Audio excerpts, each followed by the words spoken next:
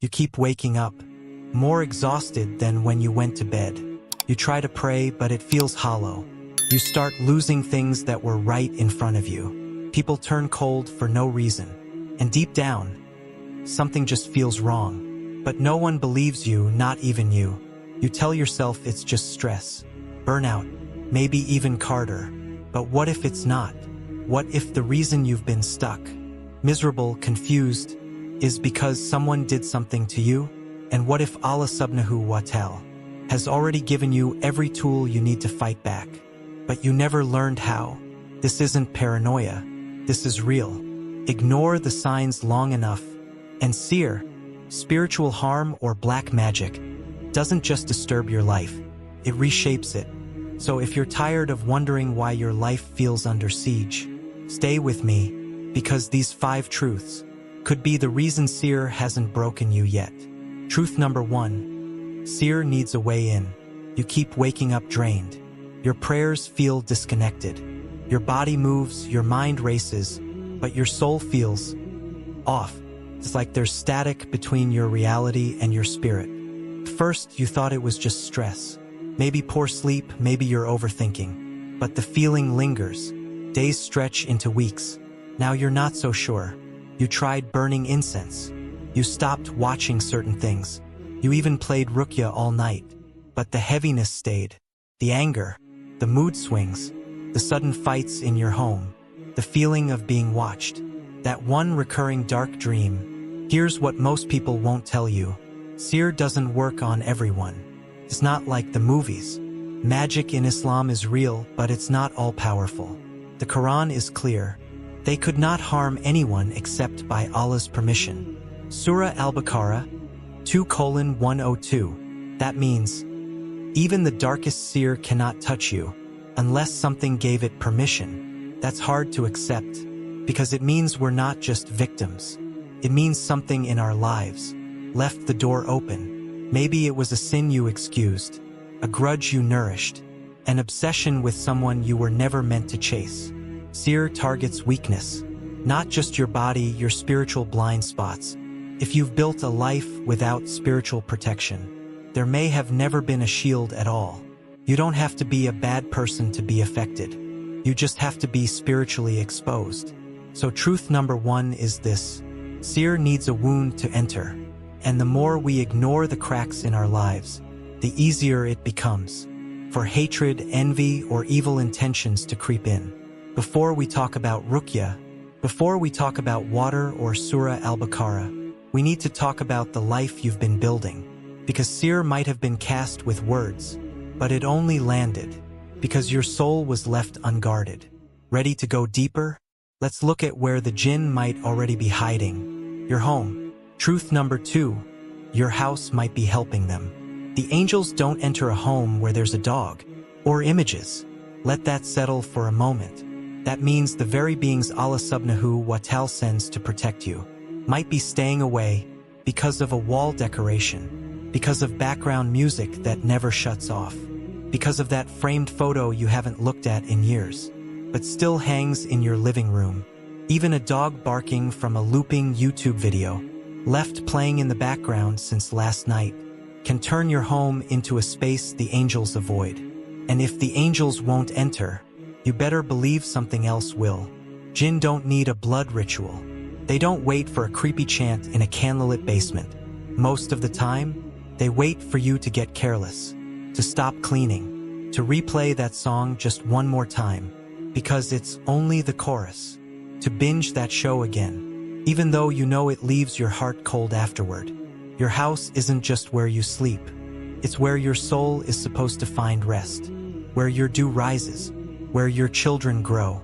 So what are you really letting in? Even simple things, a mirror facing your bed, random antiques gifted by people you barely know, the dusty corner you keep ignoring.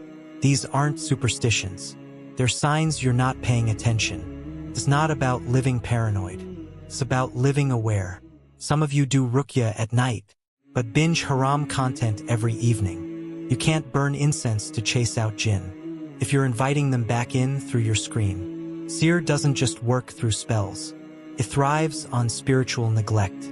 So before you wonder who cursed you, ask yourself, did your home already leave the door open? Truth number 3, Sihr hates people who wake up for Fajr. Let's be honest. If you've been missing Fajr consistently, if you hit snooze on your alarm without thinking, if you wake up every morning with a weight on your chest like you've already lost, you may not be cursed. You may just be spiritually unprotected. Sihr doesn't need to overpower you. It just needs you to stop defending yourself. The Prophet Muhammad said, "Whoever prays Fajr is under the protection of Allah, not under your amulet, not your Ruqyah playlist, not your positive energy, under Allah's shield." So here's the hard question. If you're not waking up for Fajr, whose protection are you really under? People say, "I'm too tired," but deep down, you know it's more than that. You feel spiritually drained, like something's pulling at your willpower, dragging you into a fog where life feels empty, cursed. And maybe that's not just exhaustion. Maybe it's strategic. Because Shane knows, if you start waking up for Fajr, everything changes. That one prayer flips the spiritual battlefield. It tells the unseen world, "I don't belong to you anymore." Sihr doesn't want your sudden collapse. It wants your slow decay. Miss one prayer, then another, then your whole routine crumbles. You stop showing up for Allah, and suddenly you're an open target. Now ask yourself, when was the last time you set an alarm? Not for work, not for school, but just to meet your Lord before sunrise? You keep saying, "I think someone did Sihr on me." But what if the real problem is, you left your sword in the closet? Ruqyah is powerful. The Qur'an is unmatched. But Fajr is proof that you're still in the fight. It's the battlefield where the ones who want to be free rise, while the rest of the world sleeps. And the ones who don't, they stay trapped, not by sorcery, but by a blanket, a screen, a soul that gave up. So if you really want to drive out what's been haunting you, start where warriors begin. Wake up before the enemy does. Truth number 4, Sihr can't override the Qur'an, but you can. Many of you right now, you're not just scared. You're tired. Tired of Ruqyah videos that didn't work. Tired of sleeping to Qur'an recitations and still waking up afraid. You're tired. Not just physically, spiritually. Tired of feeling like something invisible is winning, while you're the one dragging through each day like a shadow of yourself. And that's what Sihr does best. It doesn't always come with fear. Sometimes it just wears you down, until you start believing that nothing will ever work. But here's the raw, uncomfortable truth. Sihr can't override the Qur'an, but you can neglect it. The problem isn't that the Qur'an isn't powerful. It's that it's closed, unread, playing in the background like some kind of spiritual wallpaper. But the Qur'an doesn't work like noise-canceling magic. It works when it's lived. Surah Al-Baqarah alone is enough to dismantle Sihr, but only if it's recited in a home, where hearts still believe, not where souls have gone numb. The Prophet Muhammad said, "Do not turn your homes into graves." Verily, Shane flees from a house in which Surah Al-Baqarah is recited. Now ask yourself, when was the last time your home echoed with the Qur'an? Not through your phone, but your own voice? When did you last open the mushaf? Not to find the cure, but just to listen and mean it. You keep saying, "I think someone did something to me." But maybe you forgot something greater. Allah already gave you something to undo it. But here's the catch. The Qur'an isn't a spellbook. It's a mirror, and a mirror only shows the truth when you're brave enough to look directly at it. Sihr loses power when you stop treating the Qur'an like a playlist and start treating it like your manual for living. Not with laziness, but with sincerity. Start with just one verse. Not a 3-hour YouTube Ruqyah. Not a compilation. Just one verse, read with presence. With tears, not tiredness. You might not feel a dramatic miracle, but you will feel a shift. That quiet, steady pull, like your soul is waking back up. Because Shane doesn't fear volume. He fears consistency. And when he can't stop your voice, he'll try to convince you it doesn't matter. But here's the truth. The only time the Quran stops working is when you stop turning to it, like it's alive. Truth number 5. Sometimes you're speaking the curse yourself. Let's flip the perspective. What if the curse wasn't cast on you? What if you've been casting it on yourself without realizing it? Now, I know how that sounds. You didn't do any rituals. You didn't seek out evil. But just pause for a second and think. How do you speak about your life? How many times have you whispered, "Nothing ever goes right for me. I think I'm cursed. Maybe this is just my fate." You said it in pain, in sarcasm, in exhaustion.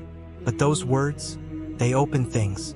The Prophet Muhammad warned us, "Do not curse yourselves, your children, or your possessions, lest it coincides with an hour when Allah grants what is asked." So imagine this. You're saying things like, "I'll never heal. I'm always stuck. It's over for me," right at the moment when the unseen realm is listening. You think Sihr always requires a sorcerer? Sometimes it just needs your own despair to be repeated often enough until it hardens into belief. Shame doesn't need you to fall overnight. He just needs you to keep saying it. Keep declaring your doom until it becomes part of your identity. And once you believe you're cursed, you stop fighting. You stop praying like it matters. You stop reciting the Quran like it can actually save you. That's the real trap. Not some flashy spell, but a quiet surrender, disguised as being honest with yourself. But let's be clear, vulnerability isn't weakness. Crying isn't failure. Even doubt isn't disbelief. But hopelessness, that's a trap. Allah already told us, "Indeed, no one despairs of relief from Allah except the disbelieving people." Surah Yusuf, 12 hours, 87 minutes. And that's where the shift happens. That was the door you didn't know was open. It wasn't your mirror. It wasn't someone else's envy. It was the curse you unknowingly repeated with your own tongue, day after day. If you truly want to protect yourself from Sihr, start here. Stop speaking defeat over your life. Stop joking about being broken. Stop using your own mouth as a weapon against your heart. Your tongue was created for something far more powerful. Say things like, "Ya Allah, I trust you, even in this pain. I don't know why this is happening, but I know you've never left me. Guide me back to whatever protects me, even if I've forgotten what it is." That is anti-Sihr. That is light in a house gone dark. And that is what turns your presence into something Jinn can't breathe in. When your words start sounding like dew, your entire atmosphere becomes a shield. It's easy to think this is all your fault, that if you just had more iman, more tawakkul, more Ruqyah knowledge, this wouldn't be happening. But that's not how protection works. Even the Prophet, the most protected soul to ever live, was afflicted by Sihr, not because of weakness, but because it was part of his mission, to expose its reality. So what about you? Maybe this isn't a punishment. Maybe it's permission. Permission from Allah subhanahu wa ta'ala to finally wake up, to stop drifting through life with doors left wide open, to stop protecting your habits and start protecting your energy. You were taught to brush your teeth before bed, but were you ever taught to brush your soul? To clean your room spiritually? To stop leaving your phone unlocked? Like a gateway? To stop watching things that rot your spirit from the inside? You want to be untouchable? Protected? Then live like protection matters. The Prophet said, "Whoever recites the last 2 verses of Surah Al-Baqarah at night, they will suffice him, not help you fall asleep, not calm your nerves, suffice you, spiritually, emotionally, psychologically, but only if it's more than just lips moving, while your heart is miles away." Protection is a lifestyle, and if Sihr is real, then your response has to be just as real. Here's the most empowering truth of all. If the entire world gathered to benefit you with something, they could not benefit you except with what Allah has already written for you. So if you're still breathing, you still have access to divine protection, not from a peer, not from a spiritual influencer, but from the one who sees what no Ruqyah video ever could. Tonight, before you scroll, before you sleep, just whisper this, Ya Allah. If there's something around me I don't understand, protect me anyway. If there's a weakness in me I haven't faced, guide me to seal it. And if I ever invited harm with my own actions, don't let me face it alone. That's not just a do. That's a turning point. That's the moment the veil starts to close, the doors begin to shut, and what once felt powerful starts losing its grip. If this message cracks something open inside you, drop a do in the comments, for yourself or for someone silently struggling through this. Ya Allah, protect me from what I can't see, because sometimes your words might be the only protection someone else ever receives. And if you're done wandering in this spiritual fog, stay close. This space isn't about hype. It's about healing. Like, share, subscribe. If you're serious about building real strength from the inside out, this fight isn't over. But now, you're not walking into it blind. Assalamu alaikum wa rahmatullah.